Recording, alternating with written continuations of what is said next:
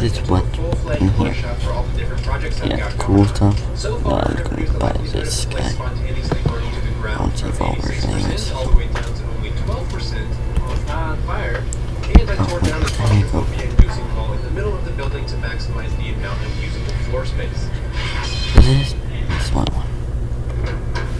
There's lights, it's open, it's way better than how it was, but it's still not quite where I wanted.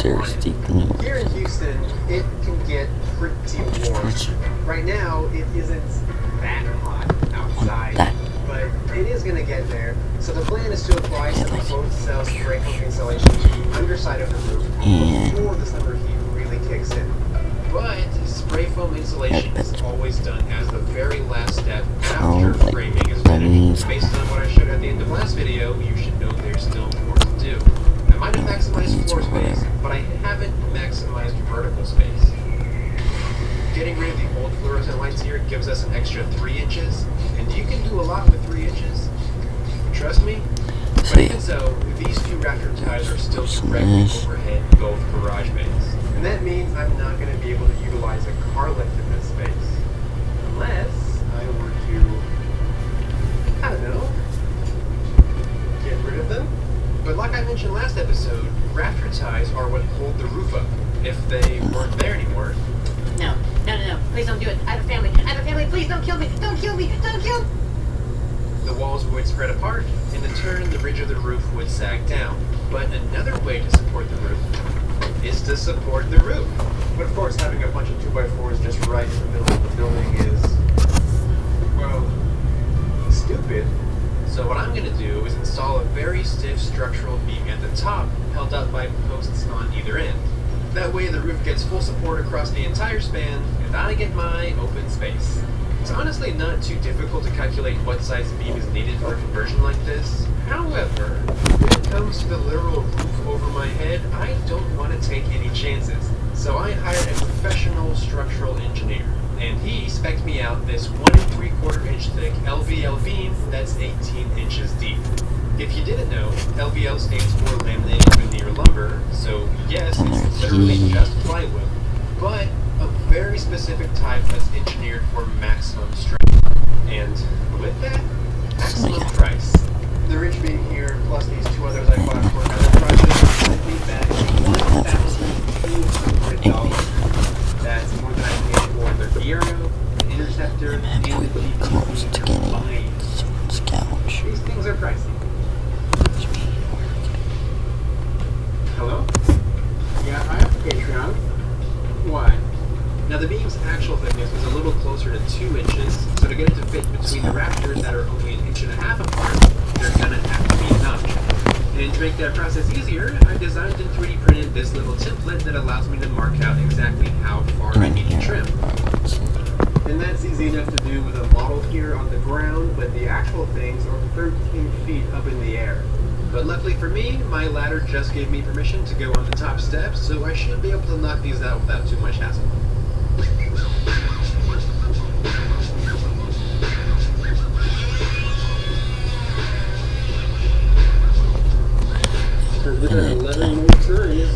This is demoralized. So to figure out where exactly to place the 4x4 posts that are going to hold up the beam, I whipped out my auto laser level to find and mark the center line, then measured out where to mark the outer edges. Bunch of ones that Since I just removed where the outer sheathing was nailed to, I slapped some heavy-duty construction adhesive onto the 4x4 to do at least something to hold the boards in place. and then that's where I got the tool blade. I have enough gold. I'm gonna try and get The other side is more of the oh same, yeah. but this time with the added challenge of doing everything in the dark. So clips and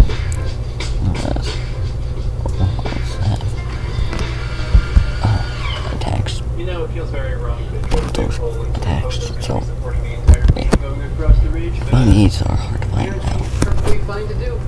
And plus, my engineer actually only specified 2 2x4s here, so the 4x4 is actually overkill. Still And feels here's weird. what the Oh, those way over what exposed with the lights back on. But in order to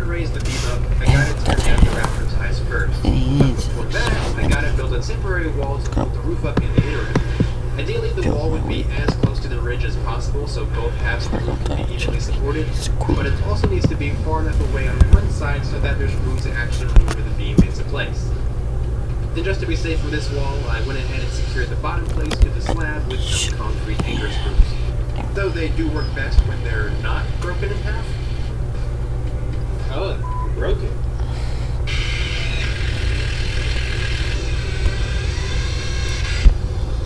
Really? Gotta be Well? fucking. I know it was fun. Do we get like buddies actually?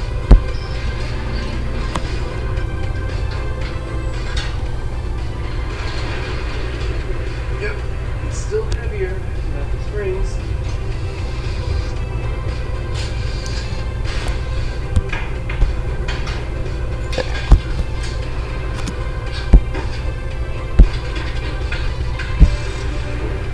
That seems dangerous. Might bring it down. I'm not sure, but that's what my dude looks like. Look at this. It sounds cool. So, I know. Now, I could it's- go ahead and remove all of the rapid side now, Oh, you tear up to some mitigate the ways. amount of time the roof is going to be left unsupported fully, it's probably in my best interest to wait until So- tomorrow to do so when I so actually have now- material left to raise this beam up. I know I get mistaken for him a lot, but I am actually not this the world's helped. strongest man, half orc Bjorkson, Now, so in order to raise this beam a even the slightest legendary bit, I gotta use something like helmet. this material lift. This thing makes 300 pounds feel like a feather. A 26-foot long feather, but the plan is to raise the beam at an angle. And once it's higher than the wall's top plate, I can rotate it into position and then lift it the rest of the way up. But if the beam is too long, there's no way it can be rotated into position. I know the garage is 26 feet long on Apparently paper, that's but I part of don't it, but know the exact measurement, why so though? I got this laser measure. Is that one? The garage turned out to be 25 feet, 11 inches, 9/16 of an inch. Yeah. So what I'll do is cut the beam right at 25 feet and 11 inches. That way there will be a hair more than a quarter inch of clearance on either end, which should leave plenty of wiggle room to get this thing into place. I do need to make it so that the beam is upright as it's being lifted though. So...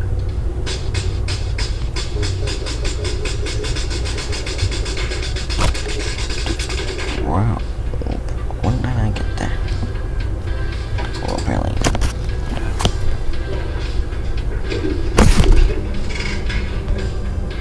It's a permanent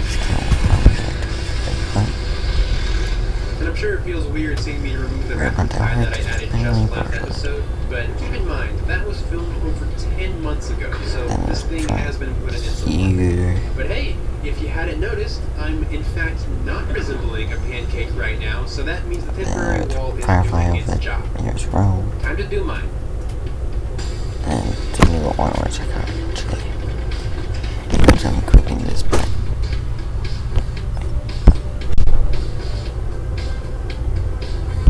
I'm equipping Pomerant's robot.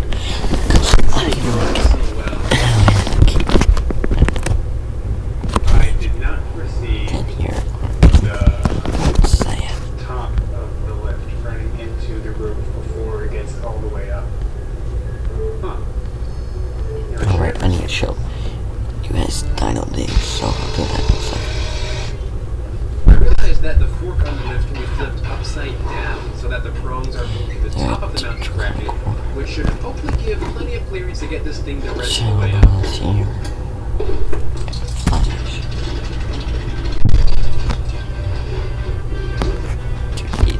So now I can go ahead and start securing it in place with hurricane ties. Not only do hurricane ties create a super strong connection capable of withstanding large forces from something like, I don't know, I can't think of an example right now, but they're kind of also the only way I can fasten these things together, since this retrofit has the beam sitting below the existing 2x4 ridge board. And there's Unfortunately, there is about an inch gap between the beam and the ridge on the ends, which means that the roof did end up sagging just ever so slightly, but it's something that a jack can't fix. Then it's just more measuring, cutting, then adhesiving, don't. banging into placing, and I nailing. don't bear consistent. Same story for the other side. Oh, like, But here, the beam was tilted ever so slightly at the end, No, causing I'll the post to plan also things be angled slightly, so I just pulled the two things level with the ratchet strap. And don't worry, that's not a permanent solution. Though I wouldn't put it that way. beams. But hey, These I should beams. probably mention something if it wasn't yet clear. This Which beam beam say? is quite thin, and as it is now, Pets. not Don't actually forget, capable there is of a supporting the roof. But there is a Well, little. hold on. See, beams are only strong in one orientation, perfectly vertical. And the concern is that something as long, thin, and tall as this will be extremely prone to twisting outside of that optimal orientation, meaning the roof might sag, or worse, collapse. And that's exactly why pretty much every LVL manufacturer has something in their documentation that says that beams of this depth need to be doubled up and nailed together. And that's so that the two separate beams will effectively be operating as one beam that's really thick and therefore So yeah, like those are my buddies.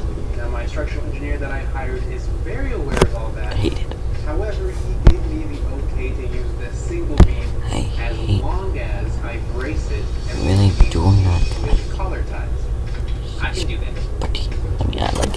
Now, one See reason what we might else go it with can another say. beam option would be Anything else? for absolute maximum ceiling So height. much more than 100. Since there would be Okay, two no. beams supporting the roof instead of just one, I would see. have actually only had to use 14 Oh, inch yeah. LVLs, Yeah, giving me 4 let's take extra another inches. piece. But I would have not only had to deal with installing an Yeah. additional beam, And then but it also would have cost me almost $300 more Have if I extra did two base. smaller ones instead of a Okay, single I'll larger start. one.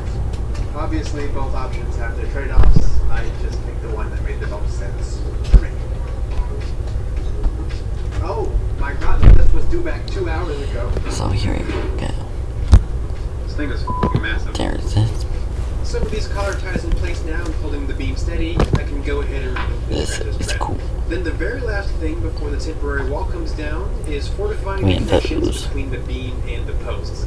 I had to rip down some plywood spacers to get We a get flush surface shut. for the connecting plates, which means that the 1.5-inch structural screws are going to be a little too short to fit through both the plywood and the beam, but some 2.5-inch ones should do the trick. And then, I also added some blocking. and then, you have to get Abby. Yeah.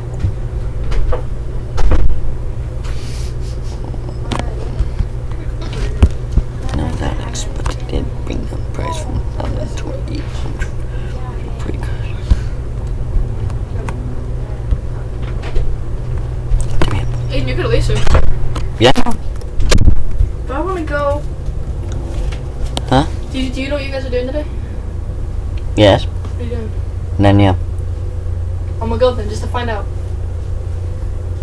You want to stay there for like 2 hours sharpening knives? What else do you guys do? That's what we're doing today. Do you guys just do the activity all day long? Yes. You don't go outside? Nope. Why are you lying? I'm not. Why are you lying? God, you ruined it. How? I don't know. You're barging in. How did I barge in? You ruined the video. You ruined it. You can't even post it. I don't care. Then what's the point? Why That's why I have Google Sites. Is that what you be posting on? Yeah. Google Sites? Yes. What? No way. What's your name? Crimson Blood? No. What? Nanya. No, what is it? Nanya. I will look up Crimson Blood. No. I'm gonna look up Crimson Blood right now. If you don't tell me. Okay. I'll leave you alone if you just tell me. No. Okay then. Cause you never do. Alright, unless you're like a fire god. You never do. Google Sites? Yes. Okay. And also, I also changed the password to my Chromebook so you can try getting in. Alright. Of course, I wasn't wearing a microphone So, within, this is my piece. so that And I I could could add in appear. another collar tie, So, which, looking back, you I like don't favorite think kiss. was actually